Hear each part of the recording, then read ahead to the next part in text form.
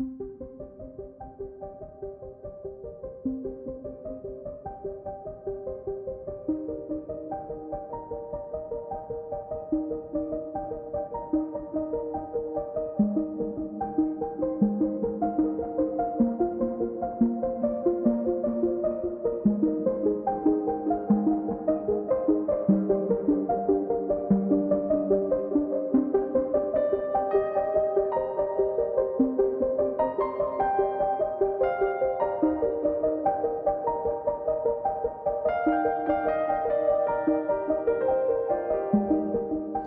everyone, welcome to this video. You're watching IT Fangama. This is Ishita here and Tirtha is behind the camera.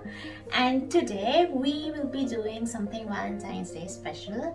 We are going to be baking a red velvet cake. So, this year it's an added celebration for us. It's not just Valentine's Day for us, but it's also all your love that you have given us over the past few months, and so we are celebrating all that love too on this Valentine's Day. And we have hit 3K subscribers, so this cake is in the celebration of everything really. Right, so let's get cracking with what ingredients we need and the measurements for those. So the measurements I'm giving you is for a 7-inch cake baking tray, 200 grams of butter, 1 1/4 cup sugar. Now this is granulated sugar and then I have grinded it to a powder form. Now for sugar, you could take more or less depending on your taste buds. And then you need 3 eggs, 1/4 cup of oil. So this is cooking oil, either vegetable or sunflower oil, whichever you have at your home. We need 2 cups of flour. Now I'm using self-raising flour, so I won't be needing baking powder, but if you're using normal plain flour, then you have to add 1 tablespoon of baking powder to it. And this is homemade buttermilk. So for that you would need, making buttermilk at home is super easy. All you need is some milk and either white vinegar or lemon juice. Now I'm gonna use 1/2 cup of milk. Goes into the bowl. To that I'll add 1 tablespoon of white vinegar.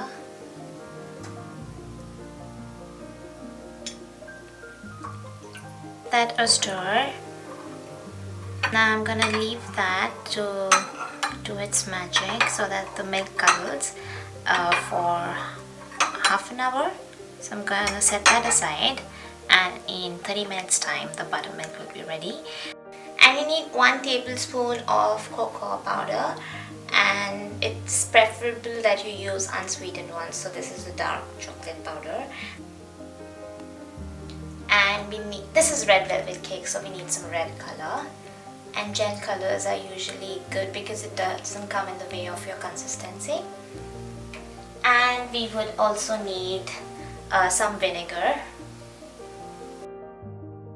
So those are the ingredients, and now onto some tools and stuff. So you need your mixing bowl, and I've already shown you the tray, so you need your tray lining as well, and you need your hand whip and accessories of the hand whip, a dish, a bowl, and keep some extra spoons because you might need them. So with that, we are ready to start mixing the batter. So let's begin.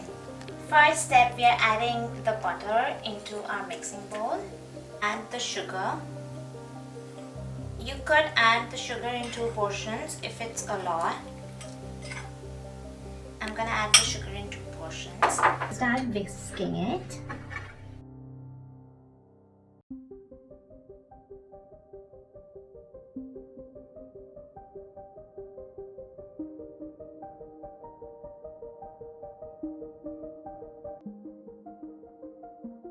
So let's crack open the eggs. If you want, you could also use just the egg whites.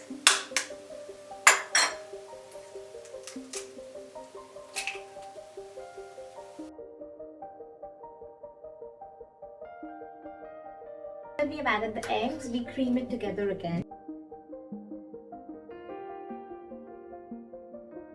Right now that the butter, the sugar and the eggs are creamed in together, we are going to quickly move over to the oil and we're going to add the cocoa powder to it. And we're going to mix that in.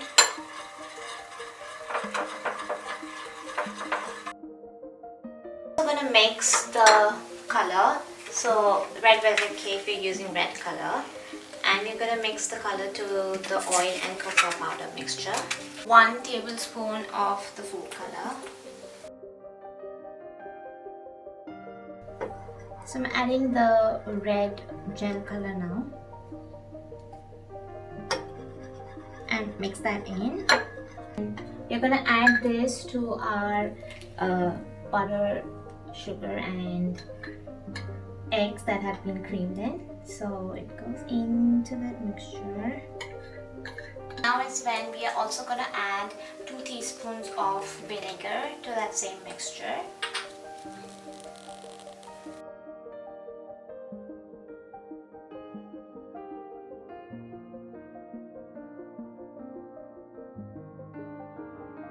And then we cream it in together.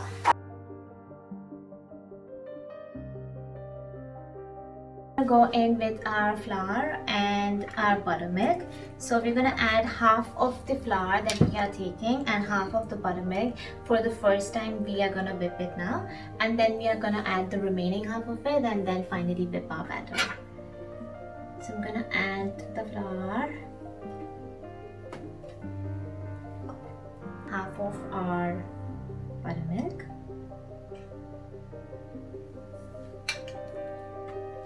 I am going to use the whip.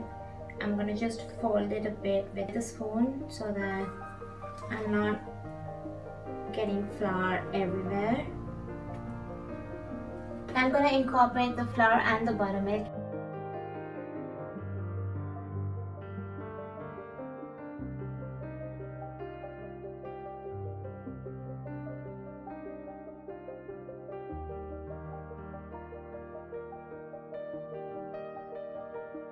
And again, I'm going to give that a slight mix. Right, now is a good time to preheat your oven while you're on the last steps of finishing your batter. So keep your oven in fan mode and preheat for 10 minutes at 160 degrees. So for the last part of it, I'm going in with the hand to feel how the batter consistency is. The vanilla essence. So I'm adding 2 teaspoons of vanilla.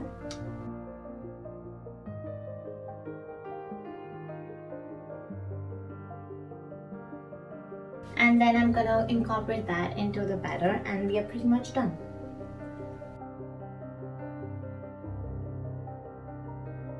I'm happy with that consistency of the batter, so I'm gonna get the baking tray ready.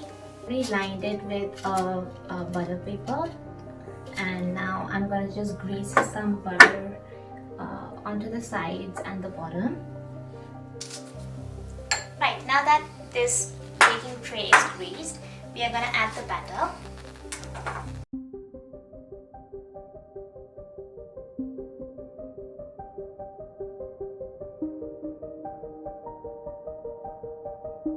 How to know whether your baking tray is filled at the right level? So if it's about 3/4 full, then it's fine. Like, you don't want it more than 3/4 because it can really ooze out then.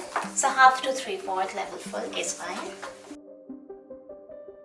Give that a slight tap to level the batter. Now we're gonna put this in our preheated oven for baking.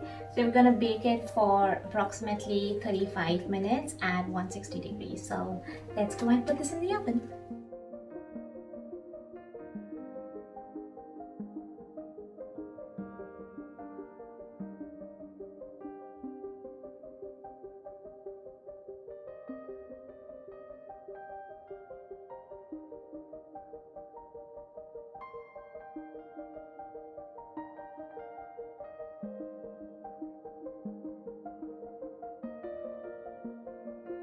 Right, now we will be whipping up some cream cheese frosting. So for that, you're gonna need 340 grams of unsalted water softened and at room temperature, equal amounts of icing sugar, 340 grams of icing sugar, and because this is cream cheese frosting, we need cream cheese. So here we have 680 grams of cream cheese. Now it's most preferable if you can put your hands on block cream cheese, so it comes like butter, but that's not very common worldwide, especially in the UK. You don't get much of those block cream cheese. It's really available like in the US and in some European countries. So the reason we want like really block cream cheese so that the water content is very less, because the moment there's too much water in your icing or frosting, it's not gonna come together. But in the UK you could go for this one. This is the Philadelphia original cream cheese. It says fresh and creamy taste, and it also says it has full fat. This one, it won't be in a block kind of a thing, but it's gonna be like sort of creamy texture like you can see here. But this is not going to have that much of water content. A lot of other brands here in the UK will have a lot of water content. If you cannot put your hands on even this one, then take your cream cheese, put it on a muslin cloth, and then really squeeze it to get all the water out of it, and then use it in your cream cheese frosting. A little bit of vanilla essence. For the tools, you need a mixing bowl and you need your whip, and I'm using an electric one here, and you need some spoons and spatulas. That's it really with the tools that you need for this frosting. So with that, let's start our frosting. First in goes the softened butter. You might find other approaches to make cream cheese frosting wherein you beat the cream first, but because we're not using block cheese here, if we start with whipping the butter like you would normally in like making buttercream frosting, then you would get like best effect out of it.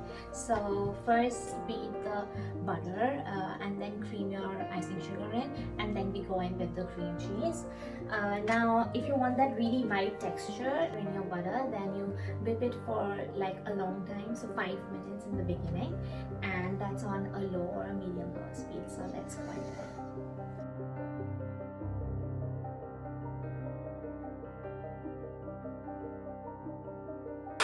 So now we are 3 minutes into whipping our butter, and as you can see, it has already started to form soft peaks, and it has started to lose its yellow color, and it's moving towards off-white, and we'll beat it for 2 more minutes and get it more towards white. Now we have finished whipping our butter, so we will add the sugar. I'm gonna add it in 2 portions, so half and then half. If you don't want your icing sugar to be everywhere, then give it a mix first with a spatula, and then you whip it. So a minute or 2 is fine, and on low or medium low speed.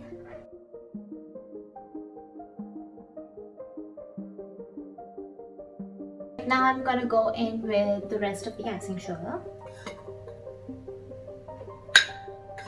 And again, I'm gonna mix it in with a spatula. And then I cream it in again for a minute or 2 at low speed. We have got really nice peaks in our buttercream. So at this stage it is buttercream, and if you want to use buttercream, then stop here. Just add the vanilla essence and give it another mix for a minute, and then you're done. But because we are making cream cheese frosting, we are gonna now add the cream to it. Now we are gonna go in with the cream cheese, and I'm gonna go half and half. So I'm adding 340 grams in first, and then I'm gonna beat that in. Right, again you're going to go in with low or medium low speed. So let's start whipping it.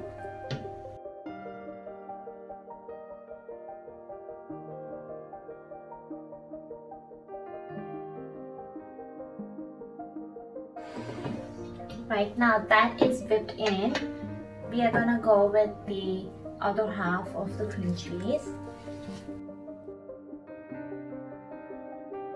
Again, we are gonna cream that in for about a minute at medium low or low.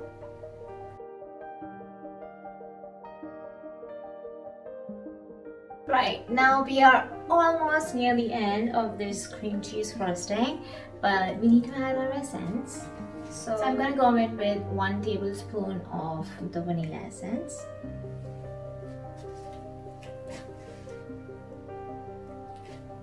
We whip that in for another minute or so, and again at low or medium low speed.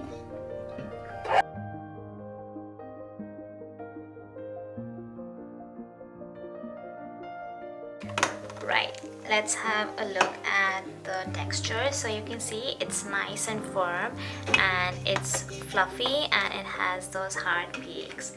So that's the indication that our cream cheese frosting is ready. Now, if you want to do your icing on the cake straight away, that's fine too, but I prefer just refrigerating it for like half an hour or so, so it just gets that bit more stiffness, and then it's easier to kind of pipe it in or just spread it on your cakes. So I'm gonna put this in the refrigerator for half an hour.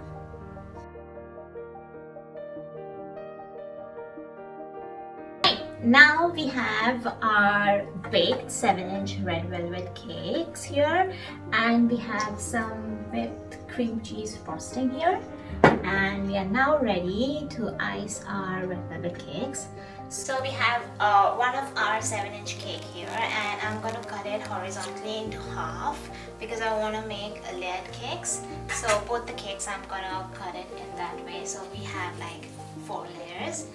And you could either use these cutting knives for cakes, or you could use these where you can adjust these strings and then stretch it and then pull it, but I sort of prefer this way, so I'm going to use that.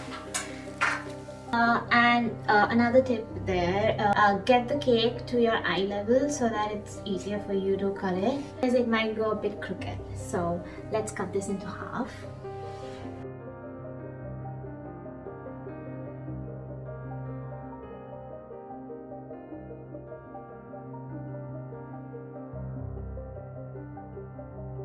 Right, so that's our cake halved horizontally, and you can see that really red color on the inside, so, and that red velvety feel.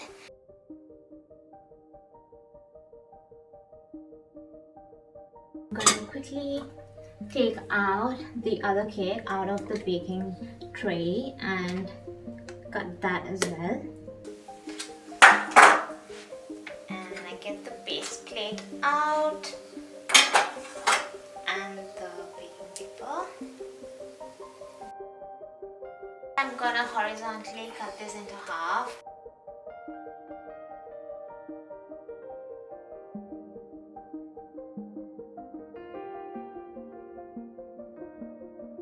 Layer 3 and layer 4.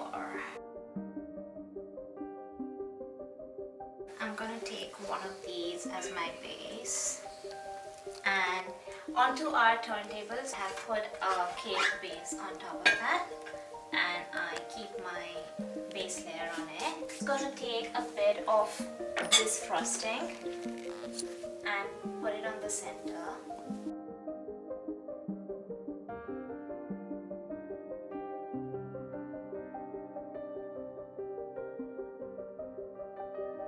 Also, if you want your cake to stay moist for a long time, you can use sugar syrup. So that's just sugar and water really, and you just take like a spoonful and just spread it on your cake. I have already put some cream on the first layer. I'm gonna take the second layer and I'm gonna put it on top of it. And I'm gonna spread some more cream cheese on top of that now.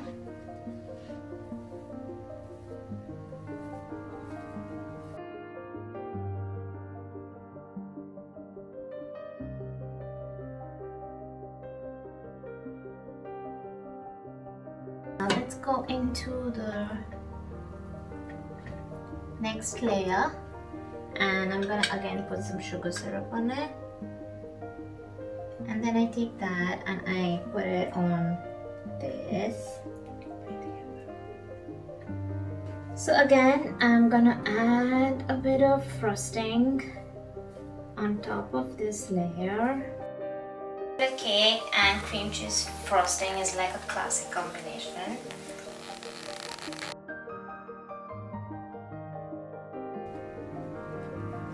Right, now it's time for the final layer, and I'm gonna again add some sugar syrup. So we've used cream cheese frosting. It's kind of advisable that you don't like store your cake for too long, maybe a max of 4 to 5 days in the refrigerator. All the frosting in between the layers are now obviously done, so this is going to be the top of the cake. So we are going to go a bit generous on this because we want that even and thick feel. I'm going to just add it, and then I'm going to start leveling it. Right, now I'm going to take one of these levelers and I'm just going to position it and keep turning the turntable.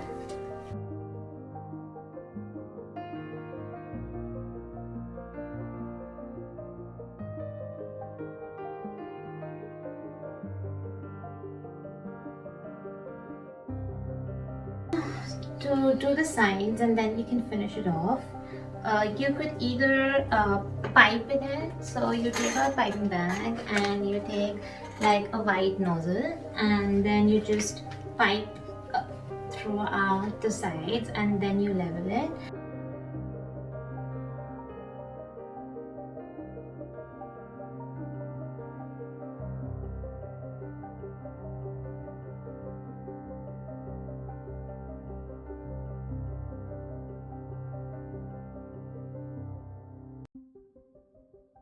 I'm gonna take one of these things which I have tapered on the sides, and I'm gonna add a bit of water to that edge, and we're gonna start leveling this.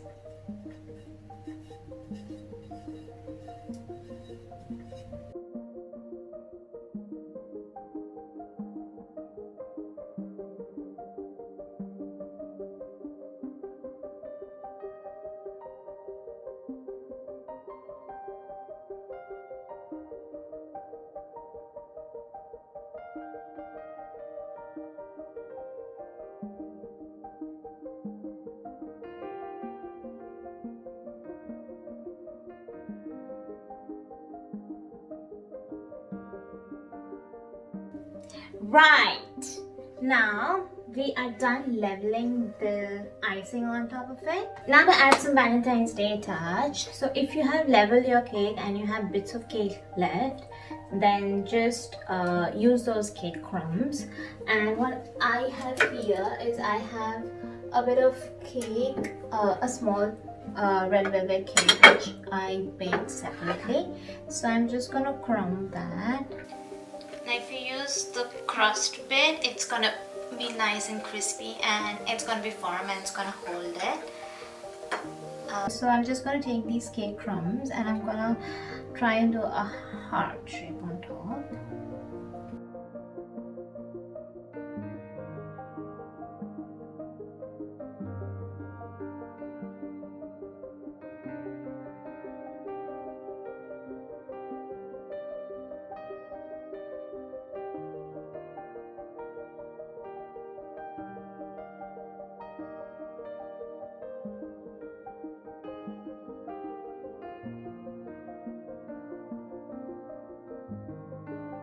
So this is how our red velvet cake with the cream cheese frosting looks like. So let me quickly cut a piece out, and so that you can see the inner layers.